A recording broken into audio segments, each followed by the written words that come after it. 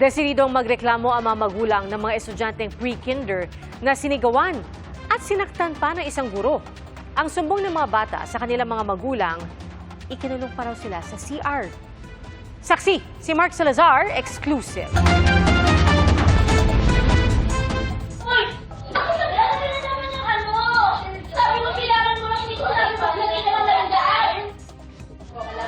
Tila naiirita na. Ikaw, ha? Anong hindi mo alam? Alam mo yan. Oo, di ba nagdagdagan ka? Talaga kasi nagdagdagan ka lang. At halos mawala ng pasensya ang isang guro na nakuhanan ng CCTV noong February 24 sa isang paaralan habang tinuturuan ang kanyang pre-kindergarten na estudyante. Kwento ng ina ng bata, may autism ang kanyang anak.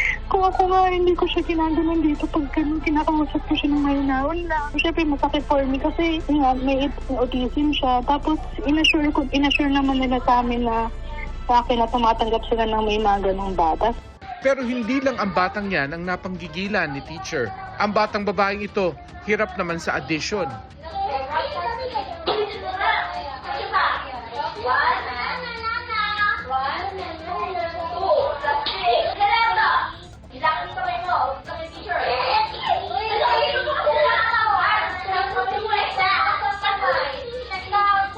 Hindi na napigilan ng batang umiyak.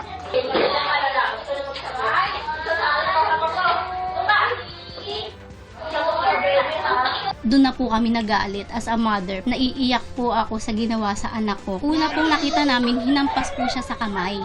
Sabi namin, ay bakit ganun? Gumanon ako. Tapos yung pagsisigaw pa lang po ng teacher sa anak ko, sabi niya, halos baliin niya na po yung daliri ng maliliit na daliri ng anak ko. Sa nagtuturo ng mga ganun mga edad na bata, which is mali eh. Hindi ka dapat magaganon. Ayon sa mga magulang, ikinukulong pa umano ang mga bata sa banyo kapag makulit. May tinatawag po silang dark room eh. Ang dark room pala nila itong CR. Nagsorry na raw sa mga magulang ang nasabing guro. Nung una po, nanghingi na agad ng sorry sa amin yung teacher. Sa akin naghingi ng sorry. Sabi ko, teacher, ano po ba nangyari? Sabi niya, mami, nahampas ko lang po siya dito sa kamay. Pero yun po, sabi ko, pero mali po yung ginawa mo, teacher. Bakit mo po hahampasin? Sabi niya, oo nga po, mami, kaya humihingi po ako ng sorry na sa ginawa ko po. Pero tuloy pa rin sa pagsasampa ng reklamo ang mga magulang ng mga bata. Nakausap namin sa telepono ang nagpakilalang may-ari ng paaralan at humingi siya ng panahong imbestigahan ng insidente bago magbigay ng pahayag. Wala pang pahayag ang DepEd tungkol dito.